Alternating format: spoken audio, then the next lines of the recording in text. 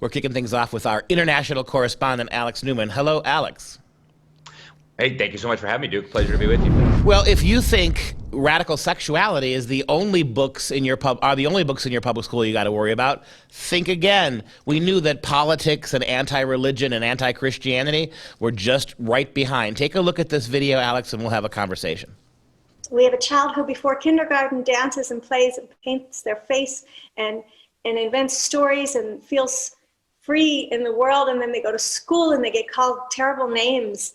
And it's just like, what is happening here at school? And they get yelled at for acting like a girl, whatever that means. They introduce us to Moxie, their best friend, who's queer like they are. And Addie, the radical librarian, and Ms. O, the teacher who loves me, and Mr. Vasquez, the counselor, who's also queer. Are you going to punish the people of Earth who hate me and blame it on you? He asks. And Jesus says, no. Everyone is invited to love and be loved. How about him? And here arrives the spirit of Billy Porter in his tuxedo ball gown. And he sashays along that red carpet and he waves up at them. And especially him, says Jesus Christ. Love the dress, Billy. And Billy says, yours too, baby. Everyone on this page is wearing a dress. That's Mitch McConnell. And the child wants to know if even Mitch McConnell is invited to love and be loved, considering all of the harm he is causing. And Jesus Christ says yes. My God, this is wackadoodle turned priestess turned guru turned gay counselor to, I don't know, lunatic. It really is hard to believe. And, you know, we hear and we heard for so many decades, oh, you can't have religion in school, you can't have politics in school. But that obviously only applies to conservatives, and that only applies to Christianity. You can peddle all the Democrat propaganda you want. You can make as much fun of Christianity as you want. In fact, one of the premises of this goofy story, this insane propaganda that they're pushing on kids, is that, you know, even though the pastors preach about love, really they're just causing poor little kids like me to feel shame because I'm queer, I'm wearing a dress, and I feel bad about that. And you know, just to be clear, Duke, this is just one book of many that are on this insane New York Department of Education so-called mosaic reading list. This one's recommended for fifth graders, but then they've got books for kindergartners promoting transgenderism. They've got books for first and second graders promoting race mongering and critical race theory. This is where they're going with the public schools, folks, and you better pay attention.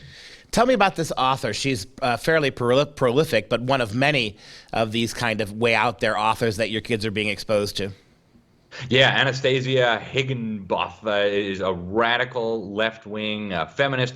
She says that the institution of patriarchy, which is a father-led home, a father-led family, husband-led home, is a dying institution, and basically wants to program your kids with radical progressive propaganda. They should be queer, that they should think that the church is bad because it makes people feel ashamed of wanting to be queer. I mean, this is where they're going. Of course, Republicans are the obvious villains. The black Democrat Jesus is a very interesting character, but let that sink in, folks, that this is the kind of propaganda they are peddling in taxpayer-funded schools to little children who eat crayons and boogers, children who don't know how to tie their shoes yet are being programmed with this kind of political indoctrination. Yeah, it is really sad, although we knew and we've always known that at the heart of a lot of this pushback, cultural pushback, is a war against Christianity. The idea here that that black Jesus wears a dress, right? And notice that all he does is love in his dress.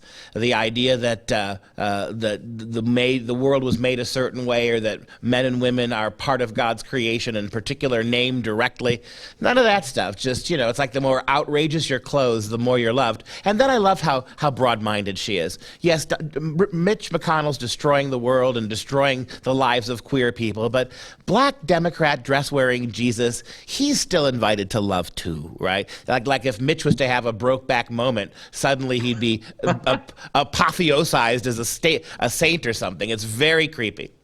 Yeah. As soon as he repents of his sin of not approving of queerness, which, who knows where Mitch McConnell actually stands on stuff. The guy's one of the slimiest politicians out there. I don't think a lot of conservatives are going to shed tears about him.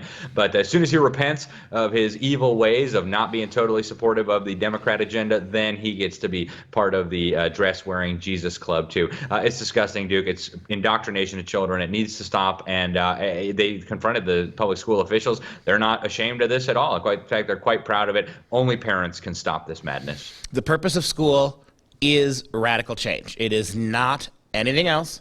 And when I say radical change, that goes right back to the sloganeering of the early socialists. The purpose of education is radical transformation. It's not about reading, writing, math. It's not about any of that stuff. We've said it so many times, and the evidence and the horrific consequences every day. See, every time we talk, Alex, it seems they've ratcheted it up on the left how far they're willing to go. We appreciate your time today.